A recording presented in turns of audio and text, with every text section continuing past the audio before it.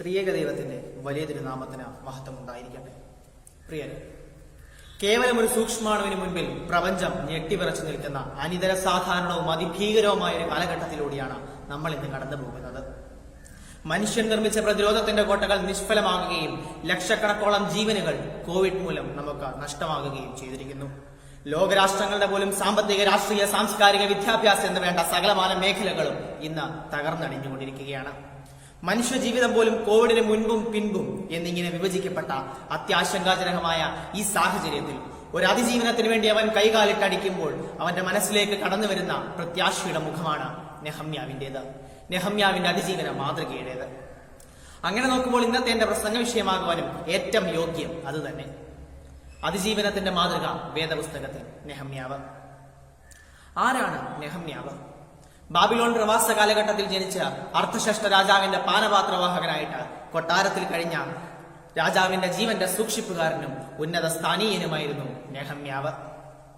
നെഹമ്യാവിന്റെ അതിജീവന മാതൃകയെപ്പറ്റി സംസാരിക്കുമ്പോൾ അതുമായി ബന്ധപ്പെടുത്തിക്കൊണ്ട് മൂന്നാശയങ്ങൾ നിങ്ങളുടെ മുന്നിലേക്ക് കൊണ്ടുവരുവാനാണ് ഞാൻ ആഗ്രഹിക്കുന്നത്.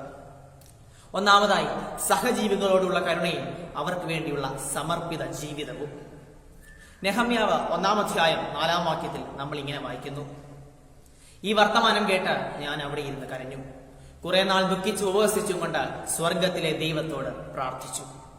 മേൽപ്പറഞ്ഞ വാക്യത്തിൽ നിന്ന് മനസ്സിലാക്കാവുന്നതുപോലെ തന്നെ നെഹമ്യാവ് തന്റെ പ്രിയപ്പെട്ടവരോട്, തന്റെ സഹജീവികളോട് ഏറ്റവും കരുണയുള്ള ഒരു വ്യക്തി കൂടിയായിരുന്നു.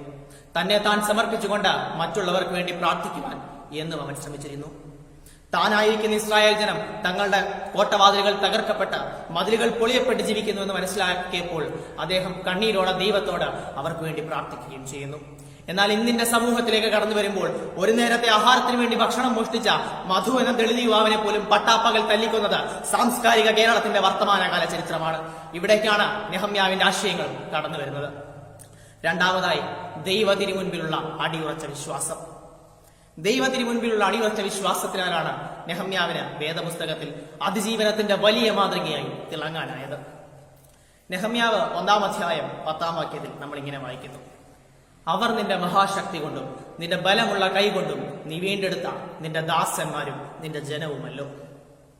ഇസ്രായേൽ ജനം തന്റെ ദൈവത്താൽ വീണ്ടെടുക്കപ്പെട്ടവരാണെന്ന് നെഹമ്യാവ് വിശ്വസിച്ചു. തന്റെ ദൈവത്തിന്റെ കരത്തിലും ആ കരത്തിന്റെ ബലത്തിലും തന്റെ ദൈവത്താൽ ഈ ലോകത്ത് അസാധ്യമായത് ഒന്നുമില്ല എന്നുള്ള നെഹമ്യാവിന്റെ അചഞ്ചലവും നിസ്വാർത്ഥവുമായ വിശ്വാസമാണ് അവിടെ ഇതിന് ഇടയാക്കിയത്.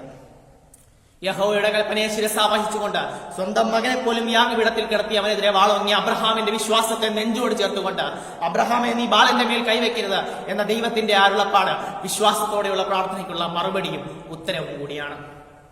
മൂന്നാമതായി, ആഡംബരത്തിന്റെ ഉന്നതിയിൽ നിന്നും താഴ്മയുടെ മഹിമയെ പ്രാപിച്ചവൻ. കൊട്ടാരത്തിന്റെ ഉന്നതിയിൽ നിന്ന് തന്റെ ജീവനെ പോലും തൃണവൽക്കരിച്ചുകൊണ്ട് സ്വന്തം ജനങ്ങളുടെ കഷ്ടപ്പാടിലേക്ക്, സുരക്ഷിതത്വത്തിലേക്ക്, സംരക്ഷണത്തിലേക്ക് ദൈവനിയോഗത്താൽ ഇറങ്ങി വന്ന തന്റെ സൗഭാഗ്യങ്ങളെ പോലും വേണ്ടെന്ന് വെച്ച് പ്രവർത്തിച്ചവനാണ് നെഹമ്യാവ്. അതുകൊണ്ട് തന്നെ താഴ്മയുടെ മഹിമയെ പ്രാപിച്ചവനാണവൻ. ചുരുക്കത്തിൽ പറഞ്ഞാൽ, താനായിരിക്കുന്ന അവസ്ഥയിൽ നിന്നും താഴേക്ക് ഇറങ്ങി വന്നുകൊണ്ട് ആ താഴ്മയിൽ ദൈവമഹത്വത്തെ നെഞ്ചോട് ചേർത്ത് പിടിച്ചുകൊണ്ട് തനിക്കുണ്ടായ പ്രതിസന്ധികളെ തരണം ചെയ്തവനാണവൻ. ആ തരണം ചെയ്ത പ്രതിസന്ധികളിലൂടെ അതിജീവനത്തിന്റെ വലിയ മാതൃക വേദപുസ്തകത്തിലൂടെ നമ്മുടെ മുന്നിലേക്ക് കൊണ്ടുവരുവാനും നെഹമ്യാവിനായി. അവസാനമായി ഒരാശയം കൂടെ പങ്കുവെച്ചുകൊണ്ട് ഞാൻ അവസാനിപ്പിച്ചുകൊള്ളട്ടെ. വർത്തമാനകാല ജീവിതത്തിൽ ഈ അതിജീവനത്തിന്റെ പ്രസക്തി.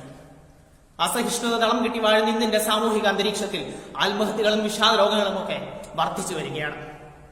അതിലുപരിയായി കോവിഡാനന്തര സാഹചര്യങ്ങൾ ഉയർത്തുന്ന വെല്ലുവിളികളെ എങ്ങനെ അതിജീവിക്കാനാകും എന്നറിയാതെ വിഷമിച്ചു നിൽക്കുന്ന ഒരു ജനസമൂഹത്തിന് വേണ്ടി അതിജീവനത്തിന്റെ നെഹമ്യാവിന്റെ വലിയ മാതൃക നമുക്ക് അനുവർത്തിക്കാം. വിശ്വാസത്തിൽ അധിഷ്ഠിതമായ പ്രാർത്ഥനാ ജീവിതത്തെ നമുക്ക് പാലിക്കാം. കൂടെ ഞങ്ങളുണ്ട് എന്ന് പറയുവാൻ തക്കവണ്ണം കൂട്ടായ്മകളെ ശക്തിപ്പെടുത്താം. ആപത്തുകളും അനീതികളും അഴിഞ്ഞാടിക്കൊണ്ടിരിക്കുന്ന ഇന്നിന്റെ അതിഭീകരമായ അന്തരീക്ഷത്തിൽ ആശയേറ്റ് ജീവിക്കുന്ന ഒരു ജനസമൂഹത്തിന് വേണ്ടി അതിജീവനത്തിന്റെ വലിയ അഗ്നിപർവ്വതങ്ങൾ പൊട്ടിപ്പുറപ്പെടേണ്ട സമയം അതിക്രമിച്ചു കഴിഞ്ഞിരിക്കുന്നു. അണിചേരാം, നമുക്കൊന്നിച്ച് അതിജീവനത്തിന്റെ അനന്ത സാധ്യതകളെ ആശ്ലേഷിക്കാം. നന്ദി, നമസ്കാരം.